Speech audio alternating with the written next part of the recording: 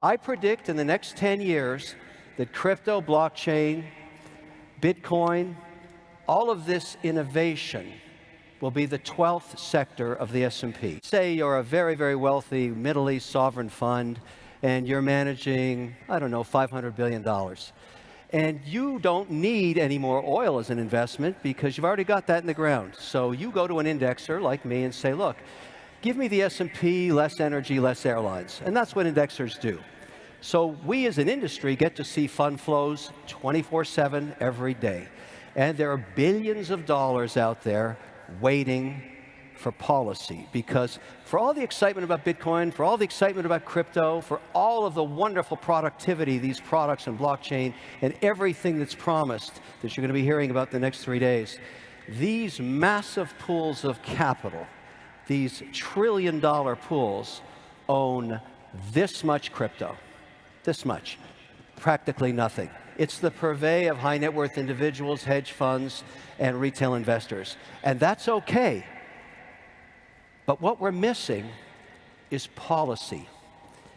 When we get policy and the regulator regulates, that's not a negative thing.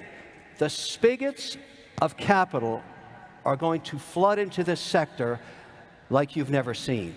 And so for those of us that can invest in it now, you're getting ahead of what's going to be a huge wave of interest when policy occurs.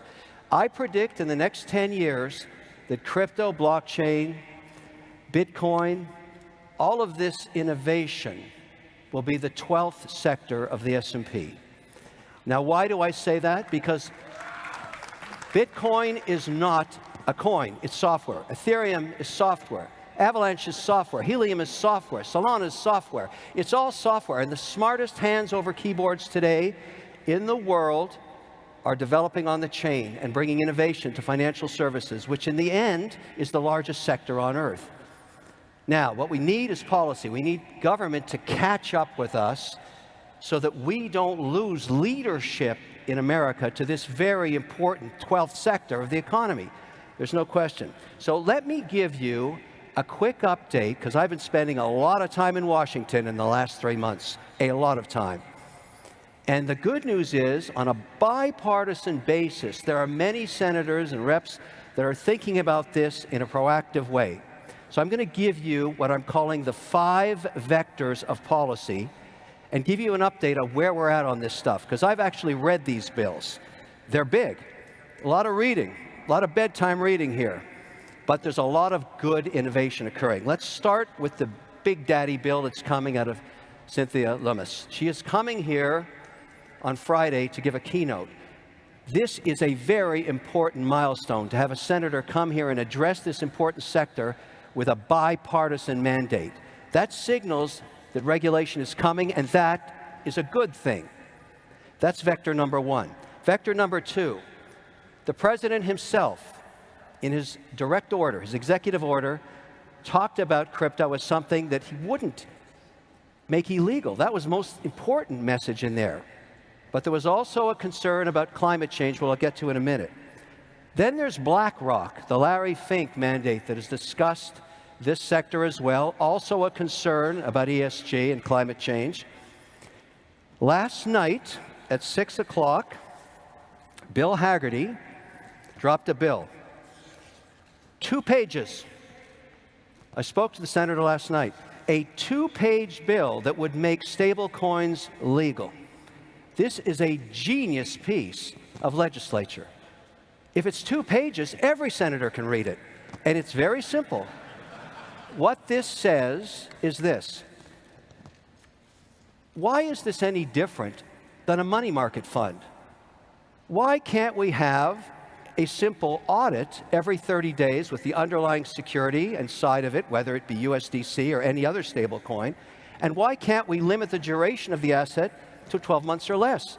And then why don't we let the market compete to provide stable coins, which are now way past $100 billion, and allow institutions to put this on their balance sheets? 2-page bill. There's a senator that wants to do business. I, of course, applaud this mandate because my own auditor won't let me and my operating company do anything with stablecoin because there's no regulation on it. So maybe the best way to approach this for all of us that are interested in crypto is to pick one pillar of value.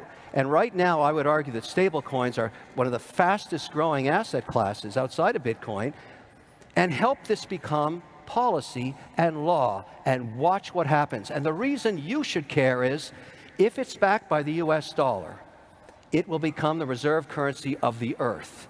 That's what will happen. And why would we want to give that up to any other country? Why would we ever give that innovation up? So let's regulate this. Let's get behind this bill and make it happen. And I'm not asking the federal government to write one line of code. That's not their job. Let the free market, let the private sector develop these stablecoin products and let them compete, just like Fidelity competes with their money market fund, like Schwab competes. They're regulated and everybody uses them when they have a cash balance on their account. Let's do the same thing here. That way, we have the innovators coding and we have the government regulating. That's a great outcome. It's coming soon. Now, let's talk about the minefields in the 5 vectors of policy. We'll start with the SEC. Now, I don't know if you read these memorandums, but a few weeks ago, they started proposing that in addition to financial audits in all companies that are public, in all 11 sectors of the economy, that they have a carbon audit, that they get somebody, if you claim that you're carbon neutral, you're going to get audited every quarter.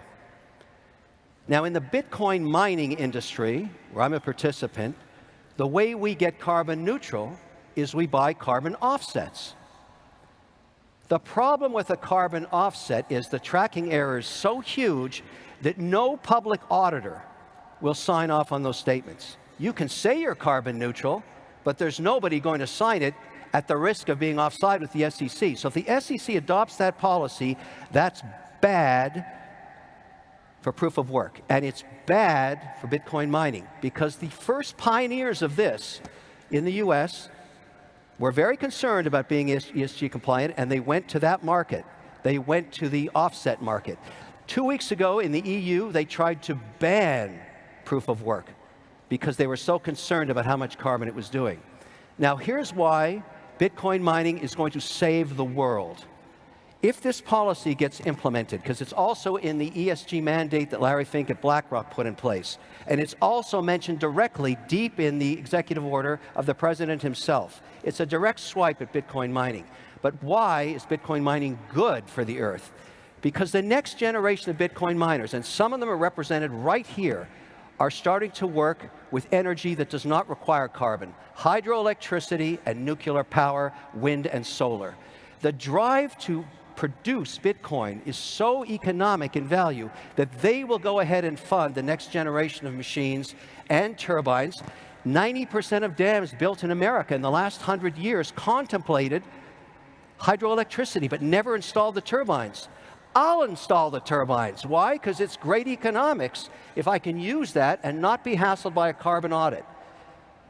This is the future of Bitcoin mining. We will be developing power for all communities while we mine coin in an ethical and 100% green mandate that we can do with hydroelectricity.